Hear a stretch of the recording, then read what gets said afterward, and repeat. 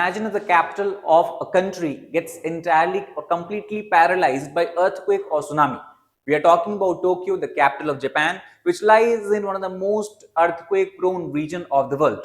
In a historic move, Japanese parliament, also referred as National Diet, has found an answer and decided to set up a secondary capital somewhere far away from Tokyo. It means that even if Tokyo gets completely paralyzed, if massive destruction happens, Japanese government would be able to function, would be able to continue. So what is this historic move and why it has come now and what does it mean for Japan? Let us try to understand this in more detail. Now, first of all, to give a background of this entire discussion, the region or we can say the reason why Japanese parliament has decided to take this move is because of the recent earthquake which was witnessed on 28th of July 2026, magnitude 7.1 earthquake, that is we're measuring largely on the Richter scale, struck the Kumamoto prefecture of Japan. Now, prefecture is something that we can considered equivalent to the states of India. For example, we have national government, that is central government, and then further you have administrative divisions on the basis of states. Similarly, Japan is divided into multiple prefecture, multiple state as such. So one of the prefecture or state, that is Kumamoto, as you can see from the map here, it is located on an island that is called as Kyushu Island. Somewhere in the westernmost part of Kyushu Island in the Kumamoto prefecture was the epicenter of earthquake, where earthquake waves were the strongest as such. And it is because of this region, secondary capital bill finally was passed on this, we can say this 24th of July 2026. The earthquake occurred somewhere in 21st of July. Now, it ensures that governance would be possible even if Tokyo becomes inoperable. That is the reason why Japanese government has taken this decision as such. Now, what is the need for the secondary capital? And it is not only because of this particular earthquake itself, secondary capital decision is taken. It is also because of the earthquake prone zone where Japan lies in. If you look at the history of Japan or geology or geography of Japan, Japan has experienced over 2 earthquakes on a daily basis. And if you measure it on an annual basis, Japan is one of the most earthquake prone zone, most earthquake prone country. Over 1500 earthquakes are reported every year across different part of Japanese island. And most importantly, the earthquake which is of most destructive nature, generally when they are having more than 7 plus or higher than 7 plus magnitude on the Richter scale, then those become very catastrophic in nature.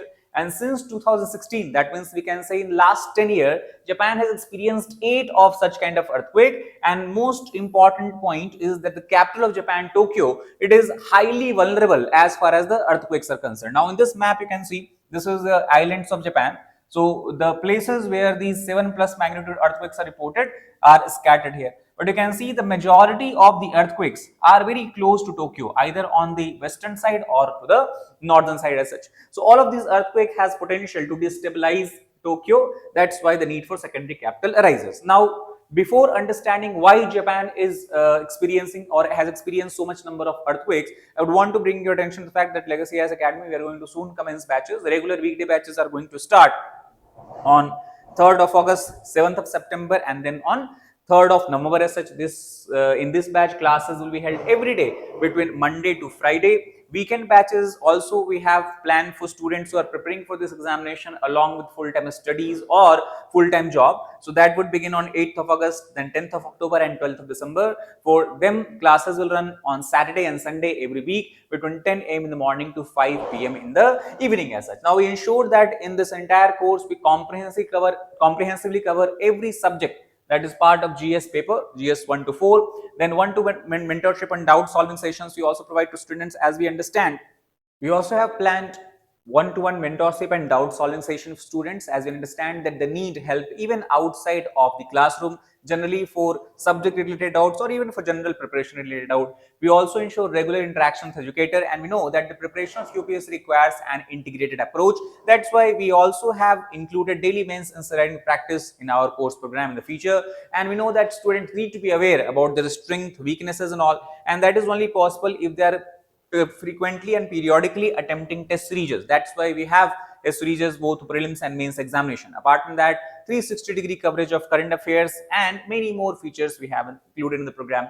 Now we know that apart from the general studies, optionals also play a very important role in determining whether your name would be in the selected list, or if you are selected, what rank would you get or achieve in the examination. And that's why we also have one of the one of the most popular optionals such as psychology, PSIR, anthropology and sociology. And this particular optional program will begin on 17th of August. So if you want to enroll yourself in the program, you can give a call to the number being displayed here. You can also download the Legacy IS app and can visit our website to take help from variety of resources that we have put on the website and the app that will be helpful for you in the examination itself. Now coming back to the main topic, we have seen that over 1500 earthquakes are recorded in Japan every year. What is the reason behind such a high number of earthquakes? And the reason lies in the fact that we can call as the plate tectonics. We know that the entire earth is classified or divided into multiple plates, also called as tectonic plates, which are not stationary, rather they keep moving relative to each other. When they move, they collide with each other, they converge with each other, and due to this the rocks get disturbed, the rocks get stressed, and this energy is released in the form of seismic wave, which we feel in the form of earthquake. Now interesting fact about Japan is that as compared to other countries, most of countries which are either part of single plate or at the boundary of two plate, Japan actually shares boundary with the four important, or we can say major important plates of the world as such. So if you look at this particular map of Japan, the northern part of Japan, as you can see, is part of North American plate. It shares boundary with the Pacific plate in the east. Similarly, the central part of Japan is located on the Eurasian plate and it also shares boundary with the Pacific plate. Then the southern part of Japan lies on the Eurasian plate and a part of it lies on the Philippine plate, and then it shares boundary with the Pacific plate here itself. So overall, Eurasian plate, North American plate, Pacific plate, North American plate, Pacific plate, Philippine plate, and Philippine plate, Eurasian plate. All of these plates are interacting with each other. They are moving relative to each other, and any of the motion between any of these plates that we are seeing, as we can see on the map, can trigger earthquake. And because also because as Japan is an island country, it is surrounded by ocean water from all sides, it can even trigger massive tsunami, as we saw in the case of 2011 that led to Fukushima nuclear disaster as such. So this is the reason why Japan experiences such a high number of earthquake. You compare that with India. Majority of India, we can say, is located on the Indian plate, and the northern part of India is along the border of Indian and Eurasian plate. So compared to that, Japan will have much more higher number of tsunami, this earthquake. Now the most interesting and important region is the Nankai Trough that you can clearly see on the map here. So Nankai Trough, you can see, extends all the way from Kyushu Island in the south to somewhere Tokyo, that is in the northern island part. So this is about 900 km of trench. Trench forms whenever you have subduction of a denser plate below the lighter plate. For example, when you talk about the denser plate, in this case is Philippines Sea plate, and the lighter plate in this case is Eurasian plate. So what is going on along this particular region is that the Philippines trench is subducting, it is sinking below the Eurasian continental plate, and the place where this plate sinks, this is the region where you see formation of a trench, which is a very deep and narrow valley formed on the ocean bottom as such. So whenever you have the subduction of Philippine Sea plate beneath the Eurasian plate, a major seismic risk arises. It can trigger a gigantic tsunami waves because of the high magnitude earthquake that it can produce. And if you look at the history of this 900 meters of submarine trench, the Nankai Trough as it is referred as, it has produced earthquake long time ago, and that's why there is a huge possibility, a high possibility, that in the coming days or coming years you would experience another major seismic event in this particular area. And the reason is simple, because plates are continuously subducting. Whenever sufficient stress and pressure build up in the rock due to subduction, due to compression, that energy has to be released, and that cannot go on without cannot go on for long period of time. That's why government expect that somewhere in this region along this red line the seismic event is waiting. Now why earthquakes are frequent, that we have discussed. Nankai Trough we have discussed about. Now question comes that what is the current or existing continuity of government system that Japan follows. So emergency chain wise, if you look, first of all, PM office that is located in Tokyo in the Kasumigaseki region is the central node of the entire administration, entire government as such. If this office becomes paralyzed due to any natural disaster or even due to human made disaster, in that case it would pass its authority to the central command that is located far away in Ichigaya region. If this command gets compromised, then disaster prevention base is located in Tachikawa, that would get its approval and authorities, and all of them, these three commands, PM office, central command, disaster prevention base, all are within the Tokyo region. that produces or that creates a very high risk, because in case of Tokyo devastated or destructed by any natural phenomena such as earthquake or tsunami, what will happen? All of these three emergency change command would be compromised. That can paralyze entire Japan's administration and governance, and that is the reason why secondary capital bill bill was passed and was earlier also attempted. So passed by national diet, as you can see from the photograph. This is the Parliament of Japan, also called as national diet, and it was passed with a total vote of 123 to 121. That means 123 were in the favor of secondary capital, 121 were against it. Framework for selecting secondary capital. Now, interesting point to note here is that secondary capital is not decided that which city would serve as secondary capital or which state would serve as secondary capital in the bill. Bill just talks about a secondary capital would be created. Now, which city would be chosen? So, for that, bill has provided a second selection framework.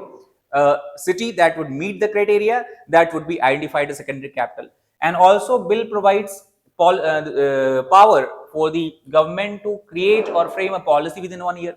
What is the objective of the policy? To define the exact procedures and mechanisms to support this administrative division of duty.